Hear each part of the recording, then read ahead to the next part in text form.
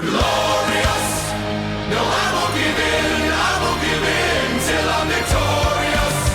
Hello everyone, this is CJ Novo 992 and today we are back with another brand new video. Today is a video we're here to discuss Hamilton versus Rangers. Close game.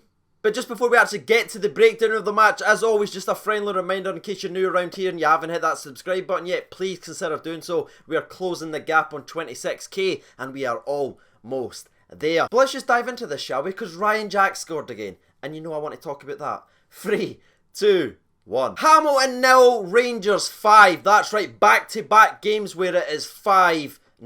Another truly dominating, ruthless performance from the Glasgow Rangers, especially in that first half. We were absolutely amazing and Hamilton just never knew what to do. They couldn't string two passes together because every time they tried, Glenn Kamara, Ryan Jack would come and intercept it and move us forward once again. But let's actually start off with the first goal of the game then, shall we? And it came from Ryan Jack himself. That's right, Ryan Jack scores when he wants. And now he started doing like cultured finishes from outside the box, just curling it into the bottom corner. That's what Ryan Jack's doing now. Ryan Jack, the man. Did this really happen, or is this another one of my dreams? Is it?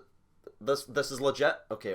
Anyway, Ryan Jack takes a beautiful touch from outside the box, hits it, and genuinely just curls it. I know Chris Sutton's trying to take credit away from the strike and everything like that, saying it was 25, 28 yards out. The goalkeeper should probably be doing better. But it's just a really good strike from Ryan Jack. He hits it cleanly, and again, that's showing his more advanced role in the team now. He's not just a holding, breaking up midfielder that sort of passes off and gives someone else the chance to create stuff. No, it's on him now to get forward and create things for the Glasgow Rangers. That's why you're seeing more goals. That's why you're seeing him in and around the box. Ryan Jack is trying to take over the mantle in the midfield, and so far this season, he's absolutely doing that. Now, as you can imagine, when the ball actually hit the back of the net, I was like, and I was getting so excited. I was tweeting stuff out, getting ready for all these jokes and everything like that to say, because I was so excited about Ryan Jack scoring a goal. By the time I tweeted one, we had scored again. That's right, within 25 seconds, just sums up my luck. Ryan Jack scores a Pirlo-esque finish from outside the box, and I can't even celebrate it good enough because Jermaine Defoe steps up with a beautiful header after a wonderful cross from James Tavernier, who gets another assist in this game. Wonderful cross, him and Cade's doing bits on the right hand side. How many times have we said that throughout the entire season and maybe even over the last 2 years? Their connection's brilliant. They really work the right hand side of the pitch very well. Nice little pass back into him. He hits the first time cross. Jermaine Defoe beats his defender just with a controlled finish header, and you could see what the goal meant to him. That's what he lives on, that kind of delivery into the box. You put it there, he's always going to get in the end of it. And yes, you could have maybe had a couple of goals throughout the entire game, but you can see a player that's getting sharper and sharper. And if you put the ball in the danger area, 9 times out of 10 Jermaine Defoe will be there, and 9 times out of 10 again, there's a chance he'll score it.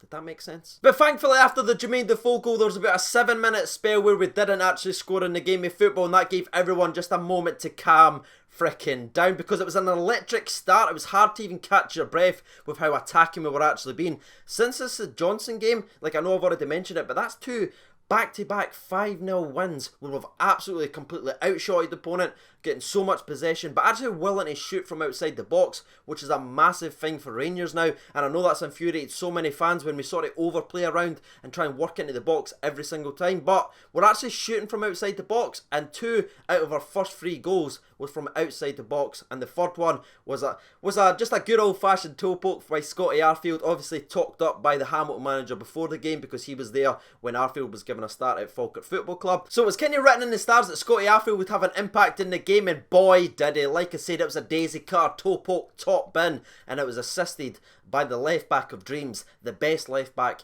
in Scottish football, Andy frickin' Halliday. Like, honestly, this guy right here has changed so much under Steven Gerrard. Now, the thought of actually dropping him out of the first team actually scares me. Whenever he plays this season, doesn't matter if it's centre defensive mid or left back, he's really stepping up. And if you compare that to his other previous seasons under managers, it's unbelievable, the transformation and the resurgence of Andy frickin' Halliday. And is it just me, or is he somehow faster? That doesn't make any sense to me. Why is he faster? Right, smile Andy Halliday, this is for the thumbnail. So you take a step back and you actually look at it, 25 minutes gone, we are 3-0 up on an artificial pitch where we've struggled to play all season long, by the way. Both our fullbacks have assists and our replacement striker has a goal. Does it get any better than that? Actually, it does get better because in the 43rd minute of the match, Rangers get a penalty kick. That's right, Rangers get another penalty kick. And I'm not saying this lightly, but you could genuinely grow crops with the amount of tears and crying that people do online every single time Rangers get penalty kicks. And Tavernier steps up.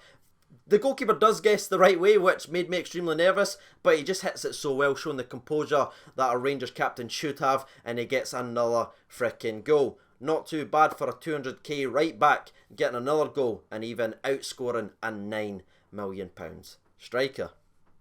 So when half-time hit, we were just thinking, like, what's going to happen in the second half? I'm sharing clips of Danny Dyer saying, I'm absolutely shite myself, because that is surely how Brian Rice must have genuinely felt about coming out into that second half. But this is when I've actually got to give a lot of credit to Hamilton, because they never sort of like gave up. They never like just put their heads down and says, right, we're going to get destroyed in this game, the game's over, let's just give up. They actually came out in the second half, they got stuck in, they tried to play, they obviously scored a goal which was correctly ruled offside. They may have got a penalty from a Joe Worrell high boot, by the way.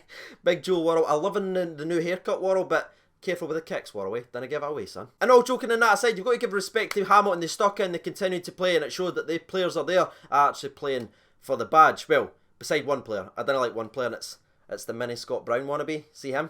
Nah, not for me, lads. Not for me. Not for Halliday either. Now, it did take us to the 88th minute to get the 5th and final goal of the game, and it came from none other than Kyle Lafferty, and I was just so delighted with him because in about a 10-minute spell he had 3 chances to score. One of them he was even laughing to himself because it got like unbelievably blocked by the defender, and he's just sitting there like that. Gary McAllister's sitting on the bench, he's laughing. You even get a smirk for Stevie Gerrard because he knows the kind of way it's going for Lafferty. If you want it perfectly summed up by the way that Lafferty's season's actually going, is when Chelsea signed Torres, remember, like everything was just going wrong, it just wouldn't go, it just wouldn't fall for him, and everyone really just wanted him to get that goal. That is how we all felt, and in the 88th minute he stepped up and it was a beautiful move. Stephen Davis doing something actually pretty good. Hopefully that gets his confidence up, hitting a delicious ball out to Daniel Candeias, who gets an assist. There's a beautiful sort of curled ball across the ground. Jermaine Defoe looks like he's going to get there, but he sees Kyle Lafferty and actually takes the foot off the gas and lets Lafferty go and score it. So shout out to Jermaine Defoe for that as well, showing he's actually a bit of a team player and not a selfish striker. And Lafferty scored it, and you could genuinely see the pure delight in his face, and that is how the game actually went. It was a beautiful, ruthless performance from the Glasgow Rangers. Another 5-0, another clean sheet.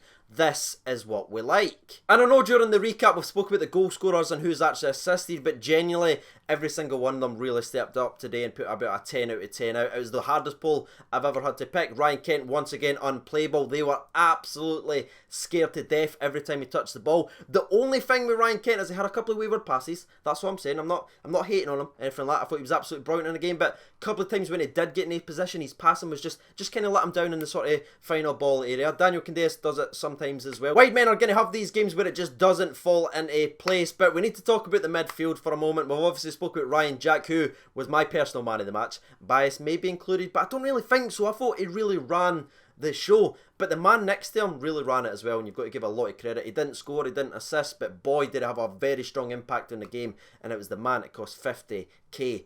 Boy, I wish it was 55k. It was Glenn Kamara. Now, we all kind of question why we brought on another CDM style player in January, especially when we're so flooded in that area. His last 2 or 3 performances certainly show why we brought it in. He's special, lads, you know what I mean? He's got everything that Ajayi had. Like, the best day of Ajayi was like the ability just to glide by people and like that strong on the ball type, but he's got so much made at the game. He's got like the edge and the willingness to just get stuck into challenges like a Ross McCrory, but he's so controlled on the actual ball, and his instincts are absolutely spot on to sniff out danger. He is a very special player, and you've obviously got to give a lot of respect to Tavernier, who got another goal and assist. The 2 centre backs were strong, didn't really let anything happen as well. McGregor, I think, made 1 save in the game, but again showed concentration to actually get there. And honestly, everyone really stepped up the day, and I'm really proud of every single one of them. So that's it. That's going to be the fan recap done and dusted. What was your thoughts and opinions on the game? Now it's time to jump over to Twitter and read from the people. So over to the man of the match poll then, and the three names that was actually listed was Andy Halliday, Daniel Candeas and Glenn frickin' Kamara. As always, I leave the fourth choice open as other, in case anyone else has any other opinions, and in this game especially, I'm expecting a lot of other opinions because everyone really played for the badge tonight. 1,200 votes, thank you so much for getting involved. 10% voted for other, 29% voted for Andy Halliday, 30% for Glenn Kamara, but 31% of the people voted for Daniel Candeas. That poll is by far the tightest that we've actually seen on the channel. But let's actually dive in and see what the people's actually saying. Rampant Red, Neiman Lion, 1872 said, Candyman, his delivery today was amazing. His work rate was unmatched. He was honestly amazing. Tony Wilson says Candace was superb again. Kamara looks like he's been in our midfield for 3 years. What a signing. My man of the match though has to be Daniel Candace. Alex Horn says everyone put in a shift. Well done lads. 55. Here we come. Echo says Ryan Jack. Shout out to you. Rampant Ryan Jack. I wonder who he actually picked. He says Ryan Jack was rampant as usual. Screamers from both him and Arfield. Get it up, you Hamilton. That's a bit harsh. I think they've suffered enough, don't you? Don't you? Nicole Pettigrew says Ryan Kent for me, he was absolutely unplayable. Sharp Div says Ryan Kent for me, even though I think he could still play about 5 times better with his final pass / delivery. And on the back of saying final pass, Sharp Div, shout out to you yesterday for during training for chipping over Ryan 118's head so I could volley it into the back of the net. Throw the clip up.